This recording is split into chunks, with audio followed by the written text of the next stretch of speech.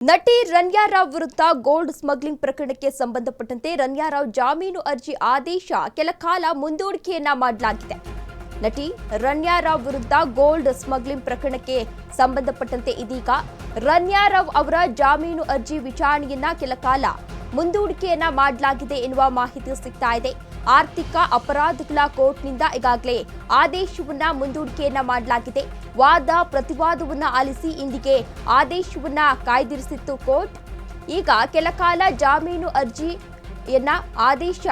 ಆದೇಶವನ್ನ ಈಗಾಗಲೇ ಮುಂದೂಡಿಕೆಯನ್ನ ಮಾಡಿದೆ. ಸದ್ಯ ಪರಪ್ಪನ ಅಗ್ರಹಾರ ಜೈಲಿನಲ್ಲಿದ್ದಾರೆ ಆರೋಪಿ ರನ್ಯಾ ರಾವ್ ಎನ್ನುವ ಮಾಹಿತಿ ಸಿಗ್ತಾ ಇದೆ.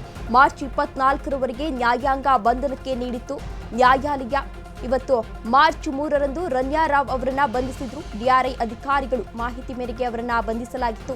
ಕೆಂಪೇಗೌಡ ಏರ್ಪೋರ್ಟ್ನಲ್ಲಿ ರನ್ಯಾ ರಾವನ್ನ ಡಿಆರ್ಐ ಅಧಿಕಾರಿಗಳು ಈಗಾಗಲೇ ಬಂಧಿಸಲಾಗಿತ್ತು. ಅವರ ವಿಚಾರಣೆ ಕೂಡ ನಡೆದಿತ್ತು. ವಿಚಾರಣೆ ನಡೆದಂತಹ ಸಂದರ್ಭದಲ್ಲಿ 3 ದಿನಗಳಿಂದಲೂ ಕೂಡ ಅವರ ಜಾಮೀನು ಅರ್ಜಿ ವಿಚಾರಣೆ ಕೂಡ ನಡೆದಿದೆ. ಇವತ್ತಿಗೆ ಕೋರ್ಟ್ ಜಾಮೀನು ಅರ್ಜಿ ವಿಚಾರಣೆಯನ್ನ ಈಗಾಗಲೇ ಕಾಯ್ದಿರಿಸಿತ್ತು. ಆದರೆ ಇದೀಗ ಕೆಲ ಕಾಲಗಳ ನಂತರ ಜಾಮೀನು ಅರ್ಜಿ ವಿಚಾರಣೆಯನ್ನ ಮುಂದೂಡಿಸಿದೆ ಎನ್ನುವ ಮಾಹಿತಿ ಇದೀಗ ಸಿಗ್ತಾ ಇದೆ.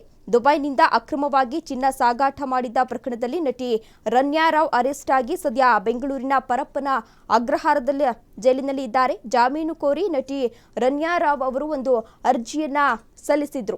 ಈ ಅರ್ಜಿ ವಿಚಾರಣೆ ಇವತ್ತು ನಡೀತಾ ಇತ್ತು. ಆದರೆ ಇದೀಗ ಕೋರ್ಟ್ ಆದೇಶವನ್ನ ಕೂಡ ನೀಡಿದೆ, ಕೆಲ ಕಾಲ ಮುಂದೂಡಿದೆ ಎನ್ನುವ ಮಾಹಿತಿ ಕೂಡ ಸಿಗ್ತಾ ಇದೆ. ಇನ್ನು ಇದೇ ವಿಚಾರಕ್ಕೆ ಸಂಬಂಧಪಟ್ಟಂತೆ ಸಾಕಷ್ಟು ನಾಯಕರು ಇದರಲ್ಲಿ ಭಾಗಿಯಾಗಿದ್ದಾರೆ, ಕೆಲವರು ಸಚಿವರು ಕೂಡ ಇದರಲ್ಲಿ ಭಾಗಿಯಾಗಿದ್ದಾರೆ ಎನ್ನುವ ಆರೋಪ ಇದೀಗ ಕೇಳಿ ಬಂದಿತ್ತು. ಬಿಜೆಪಿ ನಾಯಕರು ಈ ವಿಚಾರವಾಗಿ ಈಗಾಗಲೇ ಆರೋಪವನ್ನ ಕೂಡ ಮಾಡಿದ್ರು. ಇನ್ನು ಇದೇ ವಿಚಾರಕ್ಕೆ ಸಂಬಂಧಪಟ್ಟಂತೆ ಈಗಾಗಲೇ ಕೆಲ ನಟ ನಟಿಯರು ಕೂಡ ಭಾಗಿಯಾಗಿದ್ರು. ಡಿಆರ್ಐ ಅಧಿಕಾರಿಗಳು ಈಗಾಗಲೇ ತನಿಖೆಯನ್ನ ಕೂಡ ನಡೆಸಿದ್ರು. ಇದೇ ವಿಚಾರಕ್ಕೆ ಸಂಬಂಧಪಟ್ಟಂತೆ ಈಗಾಗಲೇ ಐಟಿ ಅಧಿಕಾರಿಗಳು ಕೂಡ ಇದರಲ್ಲಿ ಎಂಟ್ರಿ ಆಗಿದ್ರು, ಇಡಿ ಅಧಿಕಾರಿಗಳು ಕೂಡ ಎಂಟ್ರಿ ಆಗಿದ್ರು. ಎಲ್ಲಾ ಅಧಿಕಾರಿಗಳು ಈಗಾಗಲೇ ತನಿಖೆಯನ್ನ ನಡೆಸ್ತಾ ಇದ್ದಾರೆ. ಯಾವ್ಯಾವ ಆಯಾಮದಲ್ಲಿ ಚಿನ್ನ ಸಾಗಾಟನೆಯನ್ನ ಮಾಡಲಾಗಿದೆ, ಎಲ್ಲೆಲ್ಲಿ ಹಣ ವರ್ಗಾವಣೆಯನ್ನ ಕೂಡ ಮಾಡಲಾಗಿದೆ ಎನ್ನುವ ತನಿಖೆಯನ್ನ ಈಗಾಗಲೇ ಅಧಿಕಾರಿಗಳು ಕೂಡ ನಡೆಸ್ತಾ ಇದ್ದಾರೆ. ಇನ್ನು ಇದರ ಜೊತೆಗೆ ಸಂಬಂಧಪಟ್ಟಂತೆ ಈ ಕೇಸ್ನಲ್ಲಿ ಹಲವಾರು ನಾಯಕರು ಭಾಗಿಯಾಗಿದ್ದಾರೆ ಎನ್ನುವ ಮಾಹಿತಿ ಕೂಡ ಲಭ್ಯವಾಗಿದೆ. ಇನ್ನು ಸದನದಲ್ಲೂ ಕೂಡ ಈ ವಿಚಾರವನ್ನ ಈಗಾಗಲೇ ಪ್ರಸ್ತಾಪವನ್ನ ಕೂಡ ಮಾಡಲಾಗಿತ್ತು. ಪ್ರಸ್ತಾಪ ಮಾಡಿದಂತಹ ಸಂದರ್ಭದಲ್ಲಿ ಇಬ್ಬರು ಸಚಿವರು ಈ ಪ್ರಕರಣದಲ್ಲಿ ಭಾಗಿಯಾಗಿದ್ದಾರೆ. ಆದಷ್ಟು ಬೇಗ ಅವರು ಯಾರು ಎಂಬುದನ್ನ ಕಂಡುಹಿಡಿಯಬೇಕು ಎಂದು ಕಾಂಗ್ರೆಸ್ ಸರ್ಕಾರದ ವಿರುದ್ಧ ಈಗಾಗಲೇ ಬಿಜೆಪಿ ನಾಯಕರು ವಾಗ್ದಾಳಿಯನ್ನ ಕೂಡ ನಡೆಸಿದ್ರು.